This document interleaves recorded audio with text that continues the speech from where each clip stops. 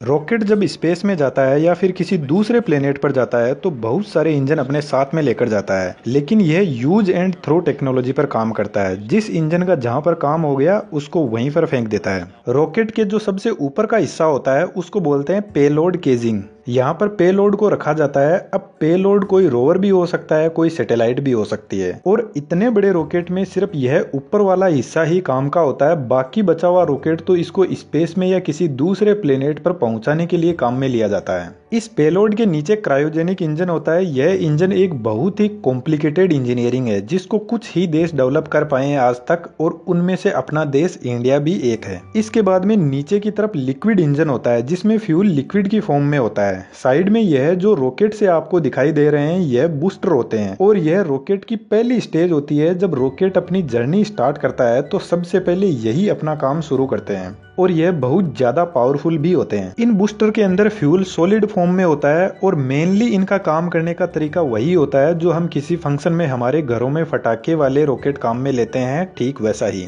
तो चलो इन सब चीजों को वन बाय वन देखते हैं कि कैसे एक रॉकेट एक प्लेनेट से दूसरे प्लेनेट पर जाता है, और यह जो इतने सारे इंजन है ये कैसे काम करते हैं, क्या इनकी टेक्नोलॉजी है, क्या इनका यूज है। तो सबसे पहले फर्स्ट स्टेज आता है सॉलिड प्रोपेलेंट सिस्टम, जिसमें यह बूस्टर आते हैं। सॉलिड स्टेट का मतलब है इसके अंदर फ्यूल एक सॉलिड की फॉर्म में होता है। जो कोई भी रॉकेट होता है वह ऑक्सीजन और फ्यूल दोनों अपने साथ में लेकर चलता है, क्योंकि फ्यूल ऑक्सीजन की प्रेजेंस में ही जलता है और स्पेस में ऑक्सीजन नहीं होती है। तो फ्यूल और ऑक्सीजन का जो मिक्सचर है उसको बोलते हैं प्रोपेलेंट, इसलिए इस इंजन का नाम है सॉलिड प्रोपेलेंट सिस्टम। इस बूस्टर के अंदर ऑक्सीजन और फ्यूल का एक मिक्सचर तैयार किया जाता है। यहाँ पर ऑक्सीडाइजर के रूप में नाइट्रेट या फिर परक्लोरेट या फिर लिक्विड ऑक्सीजन को काम में लिया जाता है, और फ्यूल में यहाँ पर प्लास्टिक या रेजिन मटेरियल या फिर एल्यूमिनियम पाउडर को काम में लिया जाता है। इन दोनों को किसी खास टेम्परेचर पर मिक्स करके एक सॉलिड में कन्वर्ट कर दिया जाता है, और फिर इन रॉकेट के बूस्टर के अंदर सेट कर दिया जाता है। जब रॉकेट लिफ्टिंग स्टार्ट करता है तो बूस्टर के अंदर इग्नाइटर की हेल्प से इस फ्यूल को इग्नाइट किया जाता है, और जैसे ही यह फ्यूल जलना शुरू करता है तो हाई प्रेशर और टेम्परेचर प्रोवाइड करता है, जिससे बूस्टर की नीचे की साइड में एक नोजल लगा रहता है जिसको कन्वर्जिंग एंड डाइवर्जिंग नोजल बोलते हैं। यह नोजल सबसे पहले जो भी गैस इस बूस्टर के अंदर जल रही है उसको कन्वर्ज करता है, और फिर प्रेशर के साथ में बाहर की तरफ फेंकता है डाइवर्ज करके।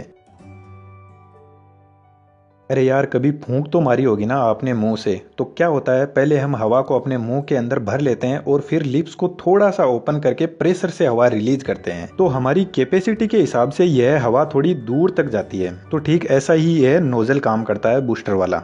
इन बूस्टर की पावर से रॉकेट सीधा ऊपर उठता है। अब रॉकेट एकदम सीधा सीधा वर्टिकली नहीं जाता है, क्योंकि वर्टिकली डायरेक्शन में रॉकेट चलता गया तो एक तो बहुत ज्यादा फ्यूल कंज्यूम होगा अर्थ की ग्रेविटी की वजह से, और जब भी इस रॉकेट का फ्यूल खत्म हो जाएगा तो अर्थ की ग्रेविटी इसको वापस नीचे की तरफ पुल कर लेगी और यह रॉकेट नीचे गिर जाएगा।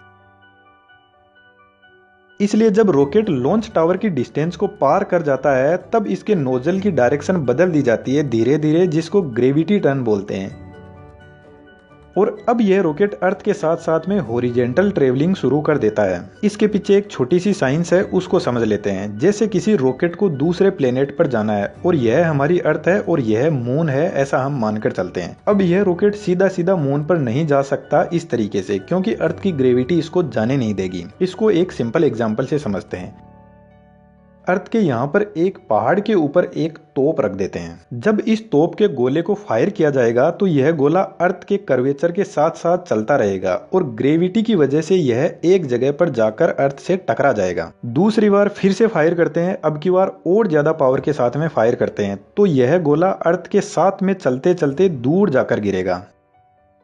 जब इस तोप को और ज्यादा पावर के साथ में फायर किया जाएगा तो एक कंडीशन ऐसी आ जाएगी कि यह गोला अर्थ से टकराएगा ही नहीं। यह गोला अर्थ के पास में तो आता रहेगा अर्थ की ग्रेविटी की वजह से, लेकिन अर्थ से टकराएगा नहीं। यह अर्थ के कर्वेचर के साथ साथ में ही रोटेट करता रहेगा। अब इस गोले को हम मानकर चलते हैं यह रॉकेट है। जब यह अपनी टारगेटेड ऑर्बिट में पहुंच जाता है तो यह अर्थ के साथ में ऐसे चक्कर लगाता रहेगा सर्कुलर ऑर्बिट में। जब यह अपने इस पॉइंट पर वापस पहुंच जाता है तब रॉकेट के इंजन को फुल पावर के साथ में फायर किया जाता है और यह रॉकेट कुछ इस तरीके से अर्थ से दूर जाने लगता है, लेकिन अर्थ की ग्रेविटी की वजह से यह इस तरीके से वापस अर्थ के पास में आने लग जाता है। तो रॉकेट अर्थ पर वापस ना गिर जाए इसलिए इसको हाई स्पीड में हॉरिजॉन्टली ट्रेवल करना होता है। जब यह वापस इस पॉइंट पर पहुंचता है तो फिर से इंजन को पावर के साथ में ऑन किया जाता है और अब की बार यह और लंबा चक्कर लगाकर आता है। जिस पॉइंट से रॉकेट अर्थ के सबसे करीब होता है उसको बोलते हैं पेरिजी। जब यह अर्थ के सबसे दूर वाले पॉइंट पर पहुंचता है तो इसको बोलते हैं अपोजी।